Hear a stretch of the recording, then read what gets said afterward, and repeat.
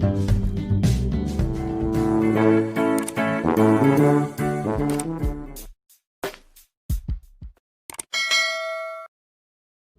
Students, यदि आप हमारे इस चैनल आरबीएस फिजिक्स को पहली बार देख रहे हैं तो सब्सक्राइब करना ना भूलें, बेल आइकन दबाएं और ऑल करें, जिससे कि हमारे इन वीडियोस के अपलोड होते ही आपको इसके नोटिफिकेशन मिल जाएं। हमारे इस वीडियो को आप अपने सोशल साइट्स पर शेयर करें। हमारे वीडियो के डिस्क्रिप्शन में हमारे सोशल साइट्स के लिंक दिए हैं, हमें फॉलो करें और अपने डाउट्स को दूर करें। हाँ विद्यार्थियों, आज हम लोग ये भू चुंबकत्व पढ़ेंगे। अभी हम लोगों ने इसके पहले चुंबक के बारे में पढ़ा है कि विद्युत धारा के कारण या गतिमान आवेश के कारण चुंबकीय क्षेत्र पैदा होता है। फिर हमने चुंबक के बारे में पढ़ा, चुंबक द्विध्रुव पढ़ा कि कोई भी दंड चुंबक है तो उसके दो ध्रुव होंगे और वो ठीक विद्युत द्विध्रुव के तरह से व्यवहार करता है। उसके कारण चुंबकीय क्षेत्र और उस पर लगने वाले बलिम का घूम आदि के बारे में हम लोगों ने पढ़ा है। हमें जानते हैं कि ये पृथ्वी भी एक चुंबक की तरह व्यवहार करती है। अगर हम किसी भी चुंबक को एक तागे में बांध कर स्वतंत्रतापूर्वक लटका देते हैं तो उत्तर दक्षिण दिशा में ही लटकता है। उसका ये कारण है कि ये जो हमारी पृथ्वी है इसका भी अपना चुंबकीय क्षेत्र है और पृथ्वी के चुंबकीय क्षेत्र के कारण से ही ये उत्तर दक्षिण दिशा में लटकता है। क्योंकि ये स्वयं चुंबक है, इसलिए किसी भी चुंबक को चुंबकीय क्षेत्र प्रभावित करता है। जिस तरह से चुंबक के दो ध्रुव हैं, उस तरह हमारे इस पृथ्वी के चुंबक के भी दो ध्रुव हैं। अब पृथ्वी में चुंबकत्व का कारण क्या है, बहुत सारे वैज्ञानिकों के अपने अपने विचार हैं, लेकिन चूंकि वो इतनी कम्प्लेक्स वो है, पृथ्वी के अंदर की रचना इतनी कम्प्लेक्स है कि बहुत निश्चित रूप से कारण क्या है ये नहीं कह सकते। लेकिन इतना तो स्पष्ट है कि पृथ्वी के अंदर जो पदार्थ हैं वो मोल्टन स्टेट में है, पिघली हुई अवस्था में है और उनके अंदर धाराएं बहती हैं और आवेश चलता हुआ जैसा मालूम पड़ता है, जिसके कारण से एक चुंबकीय क्षेत्र पैदा होता है। तो हम ये मान के चल रहे हैं कि पृथ्वी हमारा एक चुंबक की तरह से है। पृथ्वी में एक तो पृथ्वी का अपना अक्ष है जिसके सापेक्ष पृथ्वी घूमती है। ये पृथ्वी का अपना अक्ष है जिसके सापेक्ष पृथ्वी घूमती है। पृथ्वी का एक ध्रुव यहाँ है, पृथ्वी का एक ध्रुव यहाँ है। पृथ्वी के इस ध्रुव को हम दक्षिण ध्रुव कहते हैं और पृथ्वी के इस ध्रुव को हम उत्तरी ध्रुव कहते हैं। ये साउथ पोल है और ये इसका नॉर्थ पोल है। लेकिन ये पृथ्वी का उत्तरी और दक्षिण ध्रुव है और ये इन दोनों बिंदुओं को मिलाकर जो रेखा जाती है अंदर से होती हुई पृथ्वी के एक तरफ के ध्रुव को पृथ्वी के दूसरी तरफ के ध्रुव को मिलाती हुई जाती हुई रेखा। पृथ्वी गोली है, एक ध्रुव इस तरफ है, एक ध्रुव इस तरफ है, तो पृथ्वी के अंदर अंदर जो रेखा जा रही है, दोनों ध्रुवों को मिला रही है, उसे हम जो पृथ्वी के केंद्र से होकर जाती है, ये पृथ्वी का केंद्र है, उसे हम पृथ्वी का भौगोलिक अक्ष कहते हैं। पृथ्वी इसी के सापेक्ष घूमती है, जिसके कारण दिन और रात होते हैं। तो ये है हमारा भौगोलिक अक्ष, यानी उसकी जो रचना है उसके कारण जो उसका अक्ष है, इसे हम भौगोलिक अक्ष कहते हैं। जियोग्राफिकल एक्सिस, ये इस पृथ्वी का भौगोलिक अक्ष है। इसी अक्ष के सापेक्ष पृथ्वी घूमती है और ये इसका जो चुंबकत्व है उसका जो ध्रुव है ये इससे हट करके है, यहाँ कहीं है, इधर। ये इसका चुंबकीय ध्रुव है। ये यन मैग्नेटिक का यन है, ये यन यम है और इसी तरह से ये यस यम है, साउथ मैग्नेटिक और नॉर्थ मैग्नेटिक। और ये नॉर्थ जो ग्राफिकल और ये साउथ जो ग्राफिकल। तो हमारे पास ये जो अक्ष है ये भौगोलिक अक्ष है। इसी तरह नॉर्थ और साउथ, जो चुंबक का नॉर्थ और साउथ है उसको मिलाकर जो रेखा जा रही है, हम इसको कहते हैं चुंबकीय अक्ष। चुंबकीय अक्ष, मैग्नेटिक एक्सिस, तो पृथ्वी के दो अक्ष हुए। एक पृथ्वी का वो अक्ष है जिसके सापेक्ष पृथ्वी घूमती है, भौगोलिक अक्ष, और दूसरा उसका मैग्नेटिक अक्ष। मैग्नेटिक अक्ष और ज्योमेट्रिकल अक्ष ये दोनों अलग अलग हैं, दोनों एक दूसरे से कोइंसाइड नहीं करते, दोनों एक दूसरे के समानांतर नहीं है। लगभग 11 डिग्री का अंतर इस समय है। वैसे ये धीरे धीरे हटता रहता है, ये इसमें परिवर्तन होता रहता है। जो मैग्नेटिक ध्रुव हैं वो धीरे धीरे परिवर्तित होते रहते हैं। अब यहाँ पर हम लोगों को इस पृथ्वी के चुंबकत्व का अध्ययन करने के लिए जो उसका चुंबकीय फील्ड है, चुंबक का जो क्षेत्र है, पृथ्वी चुंबक की तरह व्यवहार करती है, तो पृथ्वी के चारों तरफ एक चुंबकीय क्षेत्र बना है। उस चुंबकीय क्षेत्र का हमको अध्ययन करना है। तो पृथ्वी का चुंबकीय क्षेत्र का अध्ययन करने के लिए हम 3 प्रकार की भौतिक राशियों का प्रयोग करते हैं। उन्हें हम पृथ्वी के चुंबकत्व का या भू चुंबकत्व का अवयव कहते हैं। भू चुंबकत्व के अवयव या तत्व, भू चुंबकत्व के अवयव या तत्व, elements of earth's magnetism, earth's magnetism. भू चुंबकत्व के अवयव, एलिमेंट्स ऑफ अर्थ्स मैग्नेटिज्म, इसके 3 तत्व हैं जिनके आधार पर हम पृथ्वी के चुंबकीय क्षेत्र का अध्ययन करते हैं। पहला, दिक्पात कोण। दिक्पात कोण एक भौतिक राशि है। दिक्पात कोण, angle of declination, angle of declination,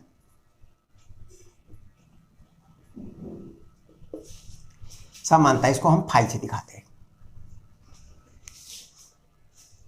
इसको हम फाई से दिखाते हैं। और दूसरा है नमन कोण।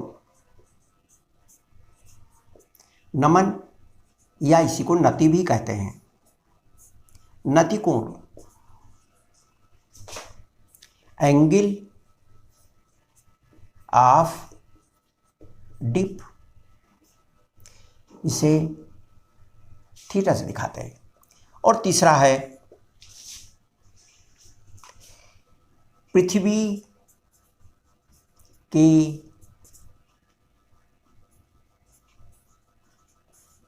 चुंबकीय क्षेत्र का क्षैतिज घटक, हॉरिजॉन्टल कंपोनेंट, क्षैतिज घटक, जिसे BH कहते हैं। एच माने हॉरिजॉन्टल, यानी magnetic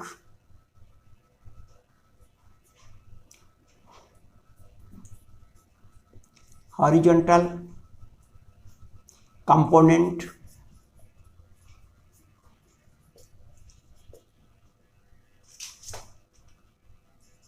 earth magnetic field.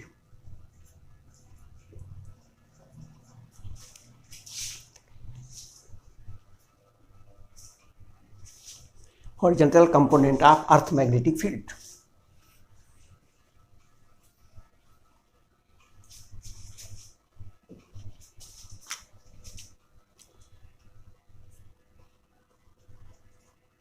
Horizontal component of earth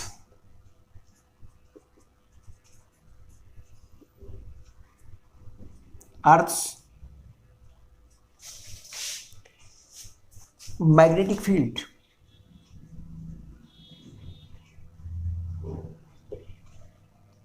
magnetic field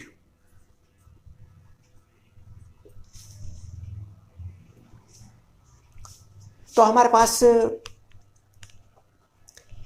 इतनी तीन ये पृथ्वी भू चुंबकत्व के अवयव हैं। अब इनको हम एक एक करके पढ़ना है। अब कुछ हम एक आध परिभाषा और देख लेते हैं।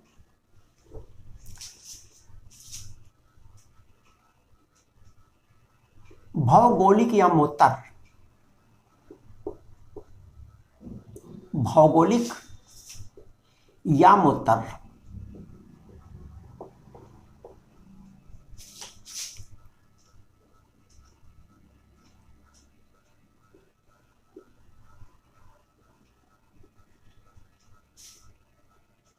ज्योग्राफिकल मेरिडियन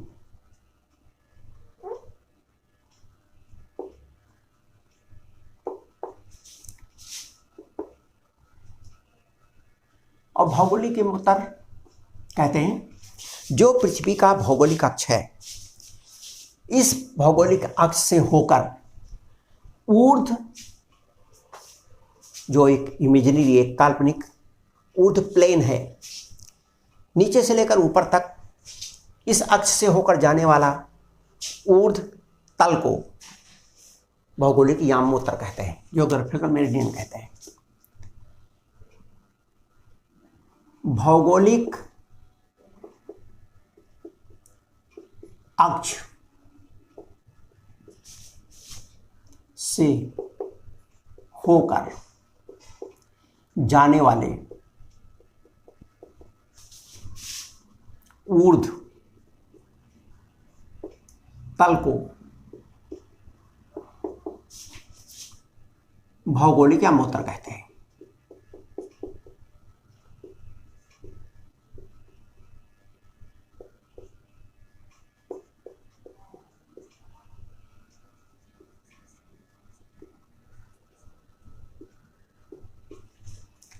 बस ऐसा ही जैसा ये भौगोलिक या मोत्तर है, चुंबकीय या मोत्तर भी होता है कि जो हमारा चुंबकीय अक्ष है, इससे होकर जाने वाला जो ऊर्ध्व तल होगा, जो इससे होकर जाएगा, उसे हम चुंबकीय या मोत्तर कहते हैं।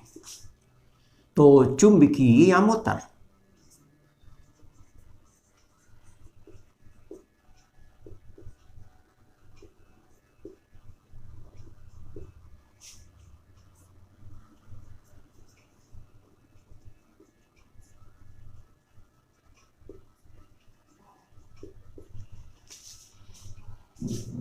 चुंबकीय अक्ष से होकर जाने वाले ऊर्ध्व तल को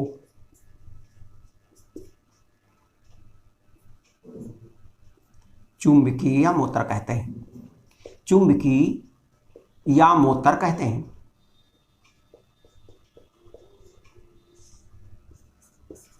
अब यहां पर ध्यान देने की बात है कि ये हमारी जो परिभाषाएं हैं, इनके लिए हम इनका भी इस्तेमाल करते हैं। यहाँ एक बात ध्यान देने की है कि जो भौगोलिक या मोत्तर है वो एक तल है जो अक्ष से होकर नीचे से लेकर ऊपर तक काल्पनिक रूप से खिंचा हुआ है। एक चुंबकीय अक्ष पर एक काल्पनिक रूप से एक तल या पृष्ठ खिंचा हुआ है। तो एक को कहते हैं भौगोलिक या मोत्तर, एक को कहते हैं चुंबकीय या मोत्तर। अब हमें ये दिक्पात कोण, नमन कोण और क्षैतिज घटक जो पृथ्वी का है, इन सब के बारे में पढ़ना है।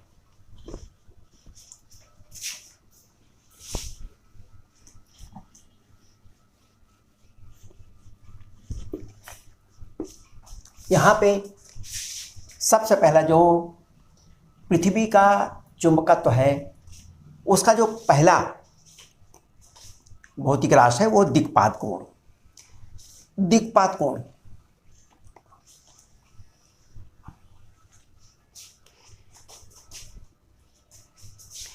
दिक्पात कोण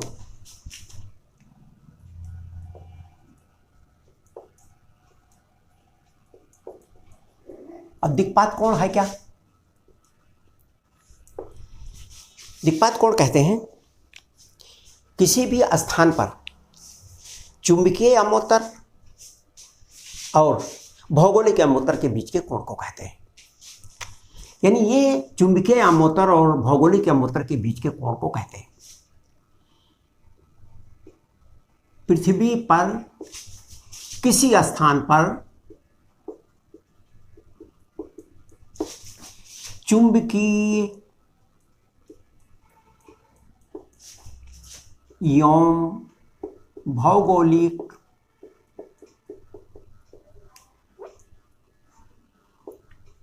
यामोत्तर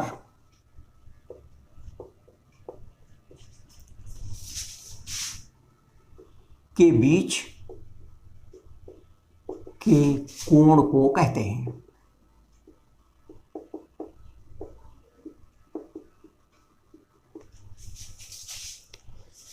चुंबकीय अमोत्तर और भौतिक और भौगोलिक अमोत्तर के बीच जो भी कोण किसी स्थान पर बनता है उसे हम दिक्पात कोण कहते हैं। और पृथ्वी पर बहुत सारे स्थान ऐसे होंगे जिनका दिक्पात कोण एक जैसा ही होगा। उन बिंदुओं को जो मिलाने वाली रेखा होती है उसे हम दिक्पात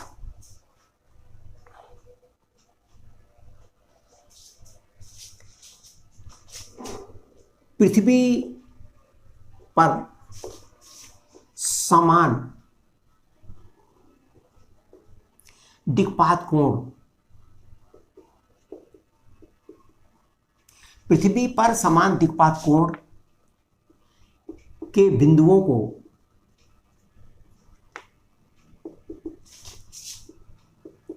मिलाने वाली रेखा को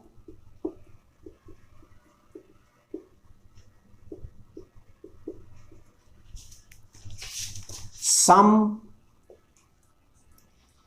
दिक्पातीय रेखाएं कहते हैं। पृथ्वी पर समान दिक्पात कोण के बिंदुओं को मिलाने वाली रेखा को सम दिक्पातीय रेखाएं तथा शून्य दिक्पात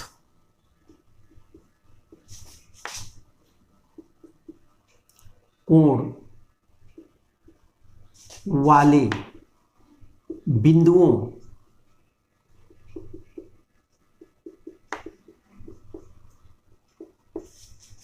को मिलाने वाली रेखाओं को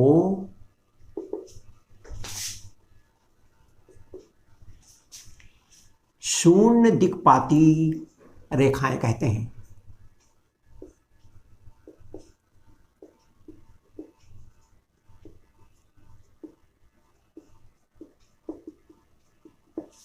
इसमें कोई बहुत डेरिवेशन कोई इस तरह का नहीं, ये तो परिभाषा ही है, छोटी छोटी चीजें हैं। इसी तरह से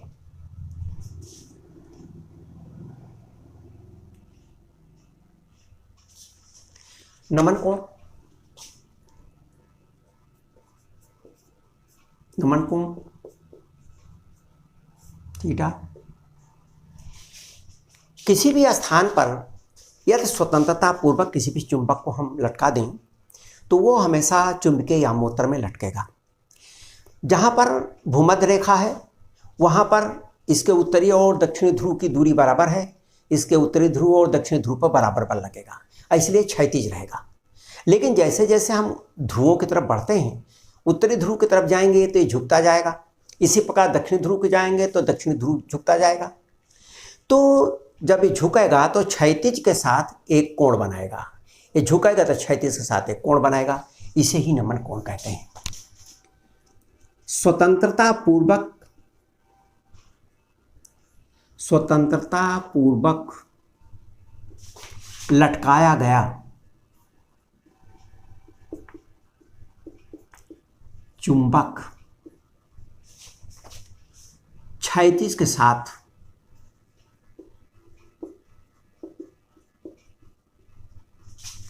जो कोण बनाता है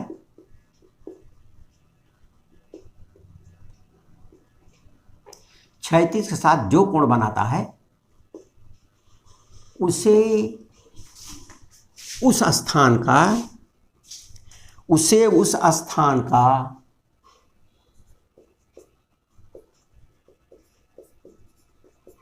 नमन कोण कहते हैं।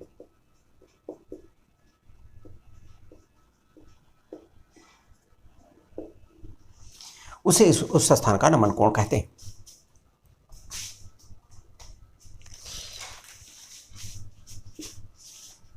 अब देखिए, जिस प्रकार से समान दिक्पात कोण वाले बिंदुओं को मिलाने वाली रेखा को संग दिक्पाती रेखाएं कहते हैं, उसी प्रकार समान नमन कोण वाले रेखाओं को मिलाने वाले बिंदुओं को हम नमन कोणीय रेखाएं कहते हैं। सम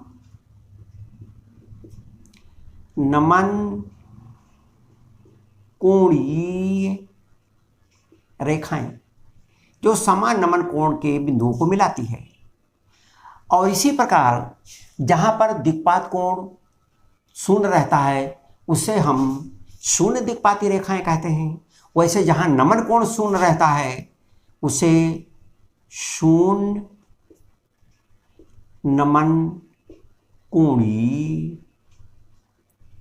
रेखाएं कहते हैं।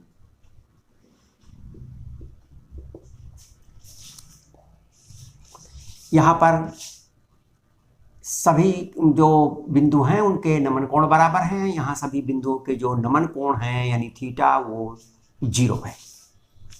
अब हम लोग इसमें जो एक चीज और पढ़नी है वो है पृथ्वी के चुंबकीय क्षेत्र का क्षैतिज घटक।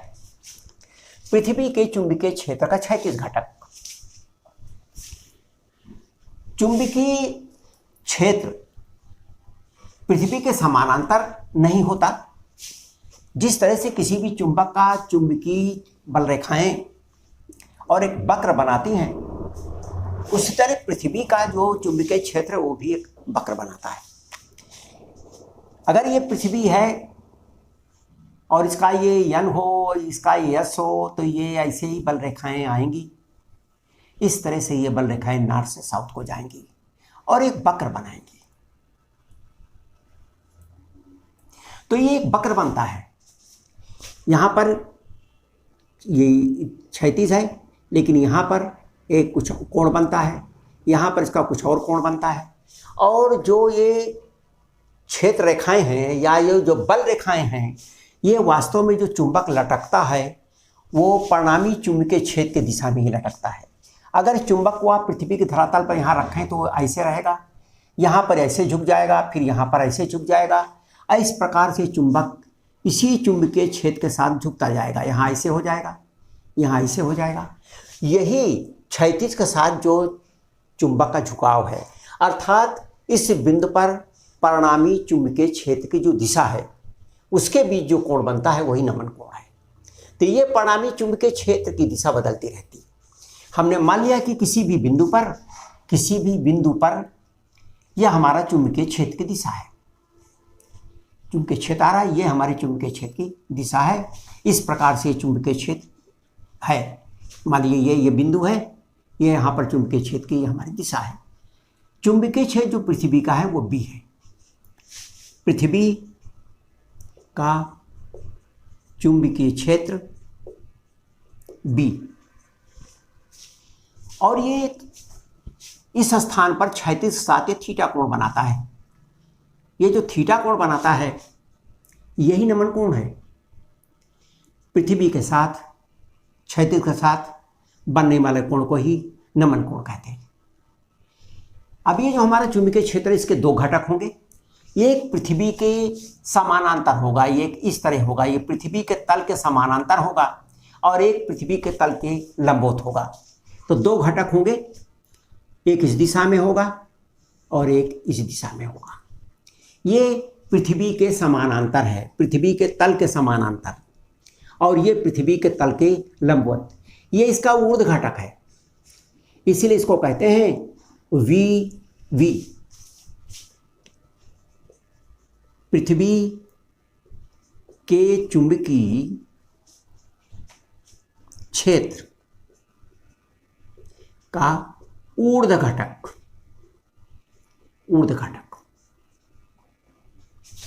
ये है बी वी। वी माने वर्टिकल, और ये होगा कितना? इधर का होगा बी कास थीटा, तो इधर का होगा बी साइन थीटा। और पृथ्वी के चुंबकीय क्षेत्र का क्षैतिज घटक इसको कहते हैं बी एच।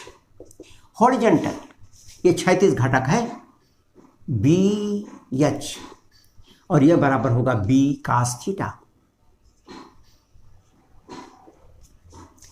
ये क्षैतिज घटक है और ये ऊर्ध्व घटक है। आप यहां ध्यान से देखें तो इसका स्क्वायर प्लस इसका स्क्वायर बराबर इसका square, B square equal to B square plus B H square, या कह सकते हैं पृथ्वी का चुंबकीय क्षेत्र बराबर B V square plus B H square. इतना नहीं, इस नमन कोण का मान भी यहां से हम निकाल सकते हैं, तथा नमन कोण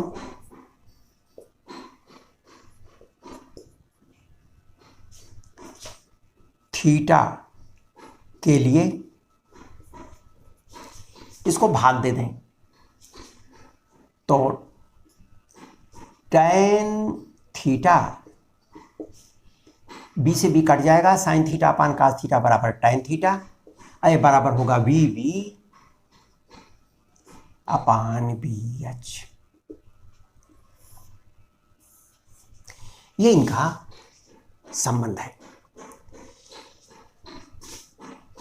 ये तो हो गया हमारा ये हॉरिजॉन्टल कंपोनेंट, पृथ्वी का क्षैतिज घटक, और यह है पृथ्वी का ऊर्ध्व घटक। ये जो हमने निकाला है, ये जब हमारा चुंबक ये लटकाया गया है ठीक चुंबकीय आमोत्र में, यानी उत्तर दक्षिण दिशा में, लेकिन अगर उत्तर दक्षिण दिशा से इसको थोड़ा सा घुमा दें तो इसका झुकाव बदल जाएगा। जो ये क्षैतिज के साथ कोण बना रहा है, अगर इसको थोड़ा सा घुमा दें तो इसका ये झुकाव कोण बदल जाएगा, यानी इसका जो नमन कोण है ये बदल जाएगा। अब वो नमन कोण बदल तो जाएगा, लेकिन जो ऊर्ध्व घटक होगा उसमें कोई परिवर्तन नहीं होगा, क्योंकि ऊर्ध्व घटक तो वही रहेगा, चाहे किसी भी तरफ से देखें, केवल उसका क्षैतिज घटक बदल जाएगा। तो यदि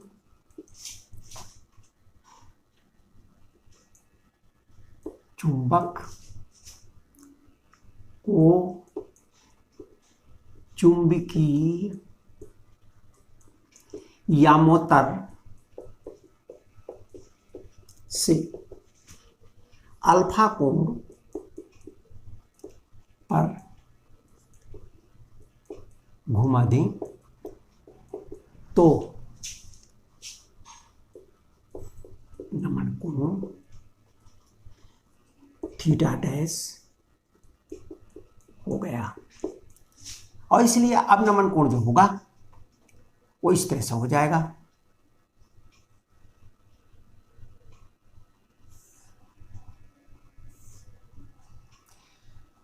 अब ये तो नमन कोण है ये बदल गया, ये है आपका नमन कोण, ये हो गया, ये नमन कोण है। पहले नमन कोण थीटा था, अब ये नमन कोण है। पहले ये हमारा चुंबकीय आमोत्तर है,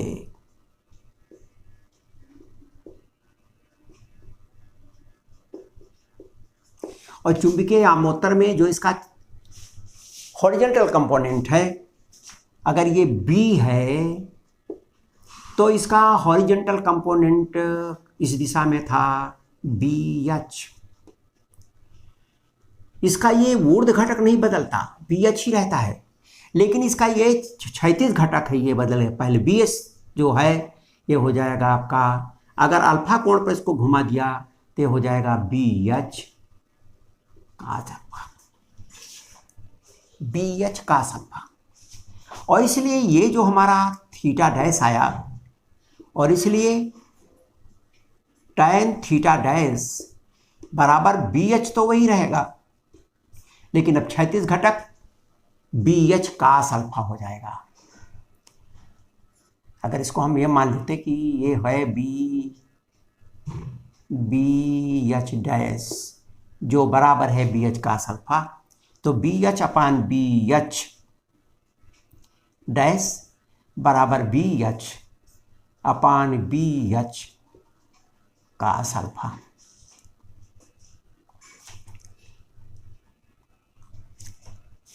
यह हमारा नंबर 1 है, यह है नंबर 2।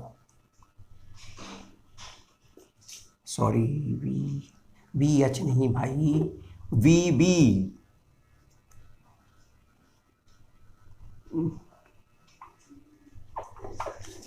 यह है BB, चुंबकीय क्षेत्र का वर्टिकल घटक। यह हो BH, ये BB। BH तो ये आपका हुआ VB, यह नहीं बदलता, BB।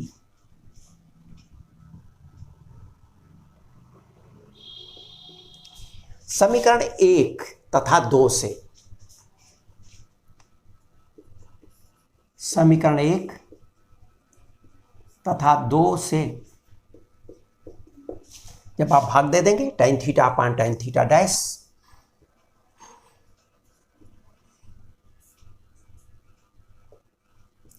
tan theta upon tan theta dash, BB से ये BB कट जाएगा, BH से BH कटेगा और बचेगा ये cos alpha. tan theta upon tan theta dash equal to cos alpha. हमको इस तरह, इसलिए हमें जो संबंध मिला वो ये मिल गया, tan थीटा डैश बराबर tan theta upon cos alpha.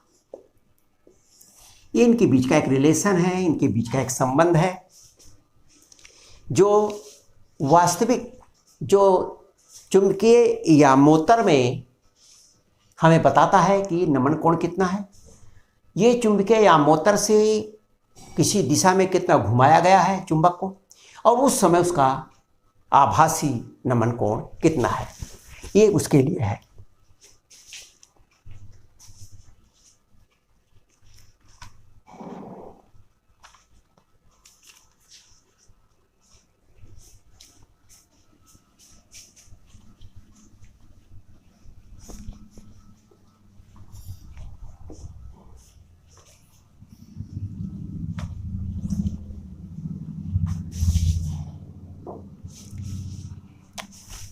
हमारे पास एक फॉर्मूला और भी है, सूत्र और भी हम प्रयोग करते हैं कि यदि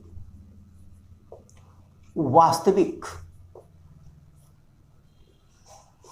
नमन कोण थीटा तथा दो लंबवत दिशाओं में नमन कोण θ1 एवं θ2 हो, यानी ये तो चुंबकीय यामोत्तर में है, ये चुंबकीय यामोत्तर की दिशा है, और इस दिशा में या इस दिशा में एक तरफ है θ1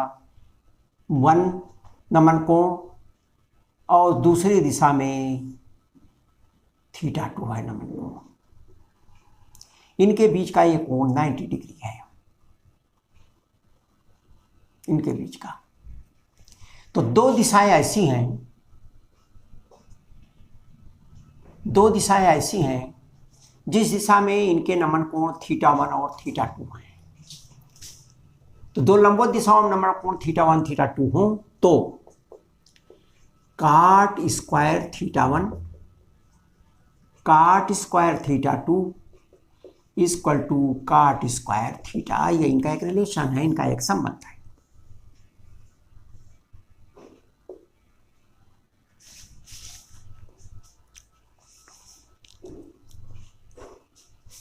अब इसमें थ्योरी का जो पोर्शन हम लोगों को पढ़ना था वो तो इतना ही है। इस थ्योरी के अतिरिक्त इसमें एक चीज और भी जानने की जरूरत है कि जब किसी भी चुंबक को हम रखते हैं तो चुंबक का चुंबकीय क्षेत्र पैदा होता है उसके अक्ष पर भी और निरक्ष पर भी, और पृथ्वी का भी चुंबकीय क्षेत्र रहता है। जहां पर पृथ्वी का चुंबकीय क्षेत्र और चुंबक का चुंबकीय क्षेत्र बराबर विपरीत हो वहां पर परिणामी 0 हो जाएगा। उस बिंदु को हम उदासीन बिंदु कहते हैं। उदासीन बिंदु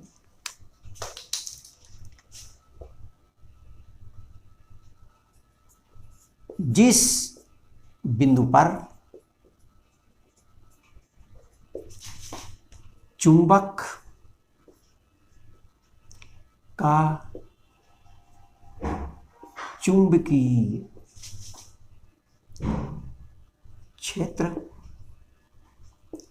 एवं पृथ्वी का चुंबकीय क्षेत्र बराबर एवं विपरीत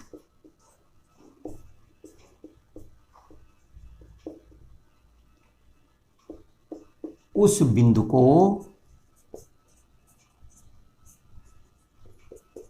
उदासीन बिंदु कहते हैं।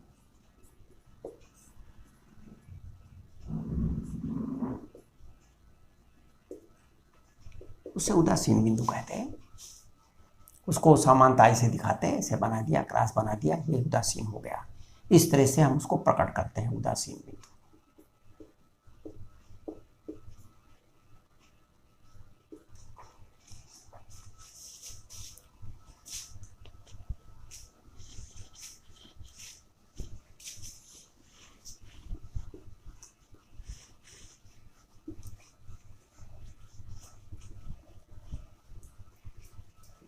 आइए, मान लीजिए हमें दिया है कि कोई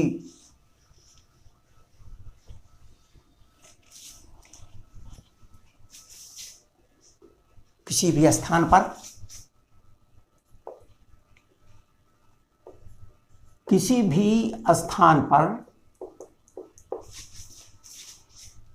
पृथ्वी का क्षैतिज घटक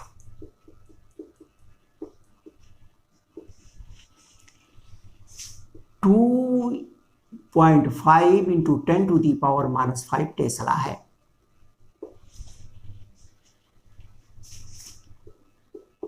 तो ऊर्ध्व घटक एवं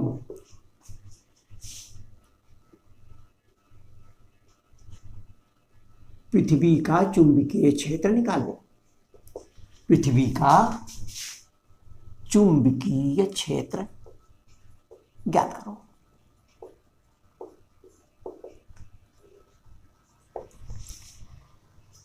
किसी स्थान पर क्षैतिज घटक दिया है, चुंबकीय क्षेत्र ज्ञात करो यदि नमन कोण 60 अंश है। हमें नमन कोण दिया है, नमन कोण हम इस बात का पता है कि जो क्षैतिज घटक है, क्षैतिज घटक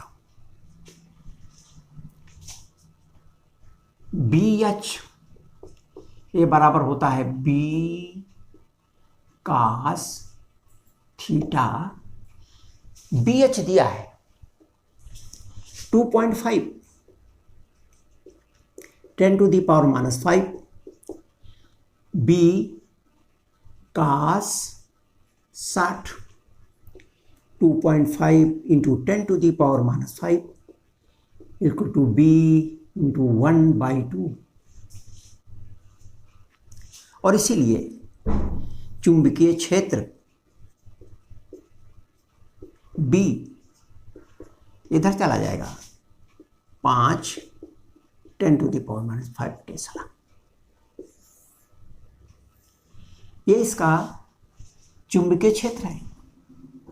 हमें ऊर्ध्व घटक भी ज्ञात करना है। ऊर्ध्व घटक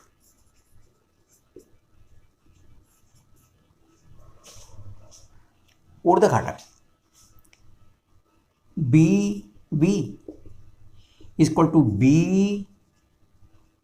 sin 60 बी का मान ज्ञात कर चुके हैं हम, 5 इंटू 10⁻⁻5 और साइन 60 इक्वल टू √3/2। ये आपका उत्तर हो गया। 5 इंटू 1.73/2 इंटू 10⁻⁻5, 5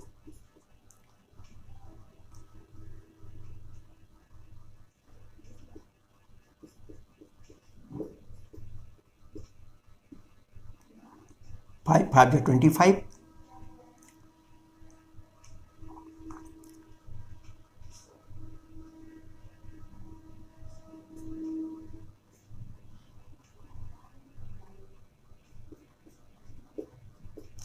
यही हमारा चुंबकीय क्षेत्र, ऊर्ध्व चुंबकीय क्षेत्र है। VB equal to 4.33 into 10⁻⁻5 Tesla.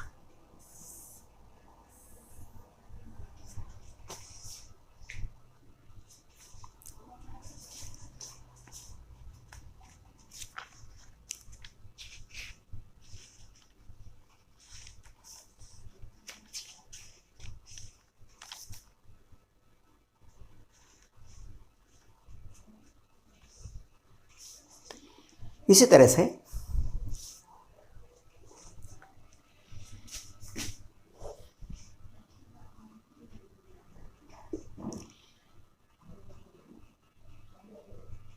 चुंबकीय यामोत्तर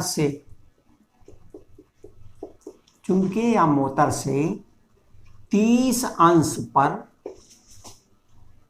नमन कोण 45 है। वास्तविक नमन कोण निकालो।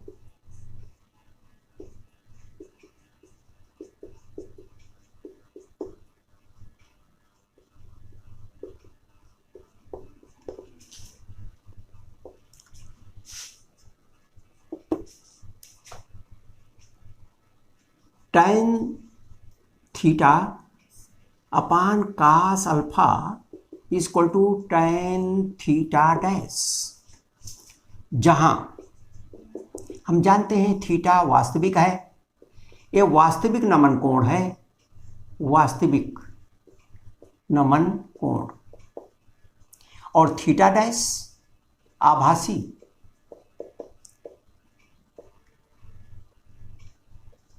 नमन कोण, और अल्फा ये चुंबकीय यामोत्तर से किस कोण पर है? चुंबकीय यामोत्तर से दिशा रख दीजिए यहां वैल्यू। tan थीटा हमको निकालना है।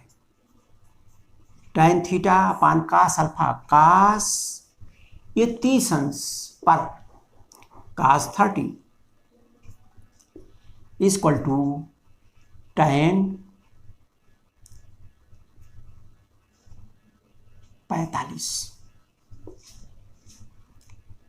tan theta cos 30